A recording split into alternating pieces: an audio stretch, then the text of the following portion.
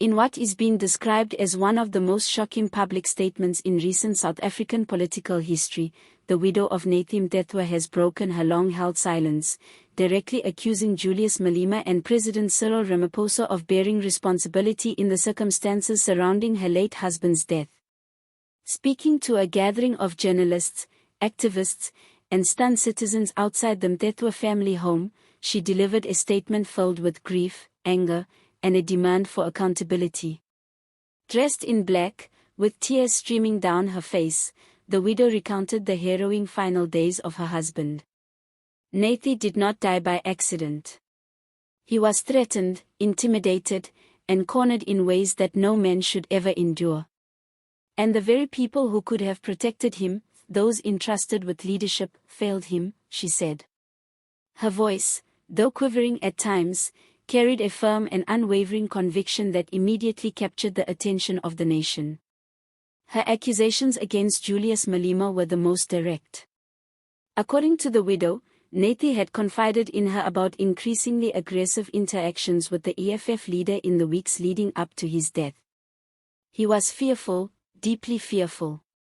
He told me about calls, messages, and visits that were not only threatening but also dangerous.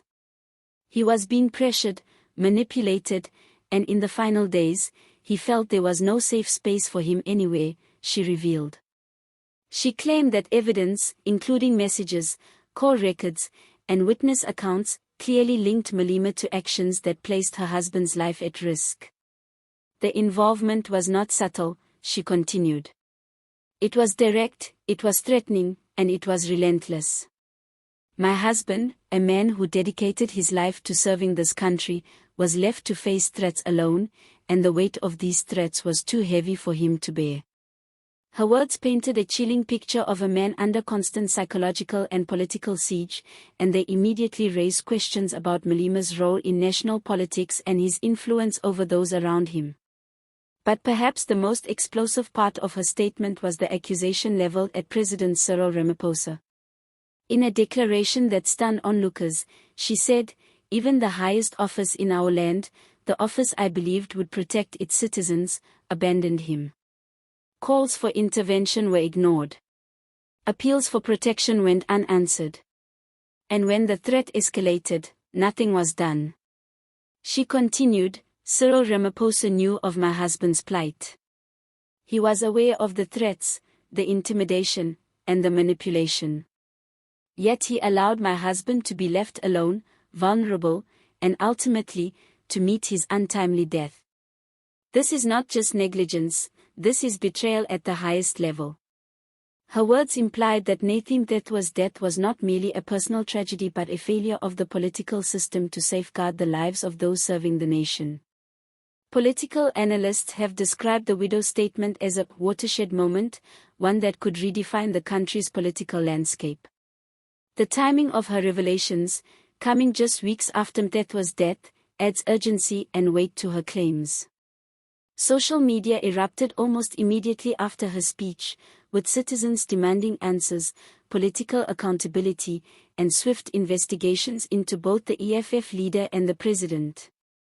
Hashtags calling for justice for Nathi Mthethwa trended across multiple platforms, reflecting widespread shock and outrage. The widow's statement also included vivid recollections of her husband's final hours. "He confided in me late at night," she said. "He whispered about a meeting he was supposed to attend, but he feared for his life. He begged me to stay strong, to speak the truth if anything happened to him. And now, I honor that promise. I will speak. I will reveal what I know. I will ensure the truth comes to light, no matter who is implicated." Legal experts are weighing in on the potential ramifications of her accusations. If substantiated, they could trigger investigations into both Malema's and Ramaphosa's conduct, particularly concerning their responsibilities to protect citizens from threats or intimidation. Some analysts have suggested that independent commissions or parliamentary inquiries may now be inevitable, given the gravity of her claims and the prominence of the individuals involved. The widow's words also drew reactions from civil society groups and political commentators, many of whom described the accusations as explosive and potentially transformative for the political landscape. Calls for transparency and full disclosure have intensified, with demands for both Malema and Ramaphosa to publicly respond to the allegations in detail. The EFF has issued a statement denying any wrongdoing, while the presidency has promised a thorough review of the claims, a response that many observers have criticized as insufficient given the seriousness of the accusations. Ending her statement, the widow made an impassioned plea: "I do not seek vengeance. I do not speak out of spite. I speak out of love for my husband and out of duty to the truth.